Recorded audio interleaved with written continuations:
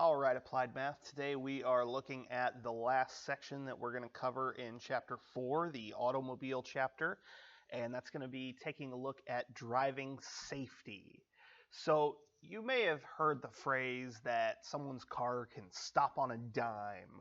That means that, the brakes are really good, it's a really tight controlling machine, and it can stop wherever you want it. But is that actually true? And the answer, I think, may be a little bit surprising. So the first thing we're going to look at is reaction time. So there's research that shows that the average alert driver, so I'm talking about not someone who's texting, not someone who's talking on the phone, but the average alert driver takes approximately 3/4 of a second to 1.5 seconds to switch from the gas pedal to the brake pedal, or from cruise control to the brake pedal. So you see something ahead. That something being like a yellow light that's going to turn red, or a deer in the road, or an accident, or construction, whatever it is. Most people, it's going to take between 3/4 of a second and 1.5 seconds to react. So this time is called the reaction time. And the distance that the vehicle travels while the driver is reacting is the reaction distance. So just because you're taking a second to react doesn't mean that your car is stopping at that point. You haven't switched to the brake pedal yet.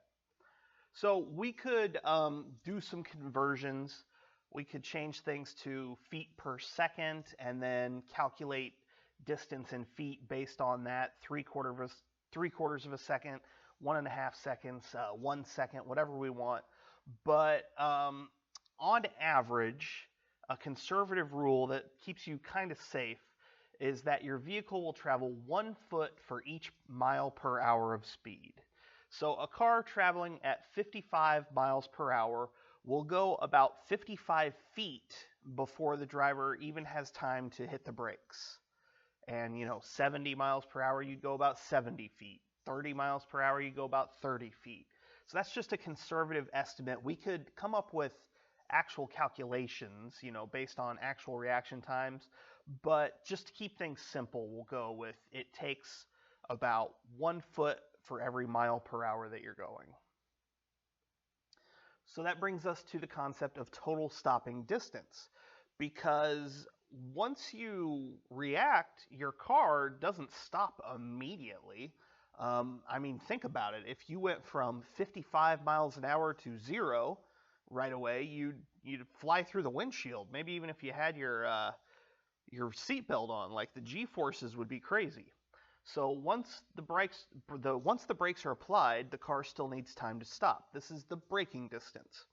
And there is a formula for this. If S is the speed of the vehicle in miles per hour, then S squared divided by 20 will get you how long it takes to brake, or how many feet you're going to travel while your car is going from however fast you were traveling to 0.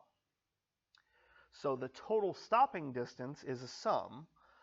We have to add up the reaction distance, which we just remember conservatively said was S, and then this braking distance, which is S squared plus 20, or S squared divided by 20, I'm sorry. So S plus S squared divided by 20 gets us that total distance in feet. So let's look at this in a kind of real-world situation here. Rachel is driving 48 miles per hour on a one-lane highway. She sees an accident about 200 feet ahead of her. Will she be able to stop in time? So go ahead and pick here, yes or no. Will Rachel be able to stop in time? Okay, let's do the actual math here. So Rachel's speed is 48 miles per hour. So her total stopping distance is 48 plus 48 squared divided by 20. If you punch that into a calculator and round it off, this comes out to about 163 feet. So yes, she will be able to stop in time here. Okay, and here's one more. Let's figure out what is the total stopping distance for a car driving at 65 miles per hour. So let's say you're driving on the highway right outside of Macon here. You're going 65 miles per hour. You see something ahead of you. How long is it going to take for your car to stop? Or how many feet are you going to travel? Okay, your speed is 65, so your total stopping distance is 65 plus 65 squared over 20. This rounds off to about 276 feet, which is almost the entire football field.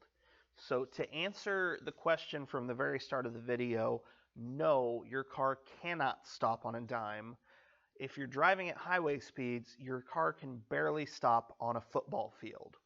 And this is why you get things like, distracted driving PSAs, where they tell you, don't text and drive, don't talk on the phone and drive. Because if you're doing that, your reaction time is no longer like 1 second, it might be 4 or 5 seconds. And then how far are you traveling? You could be traveling a couple football fields, and maybe you don't see something ahead of you in time to stop. So keep that in mind. Car is a big, fast, dangerous piece of metal that we have kind of normalized because we need to, and that doesn't make it any less dangerous. So keep in mind that it does take time to stop. We've got the math behind it here, and stay safe out there. And I'll see you in class.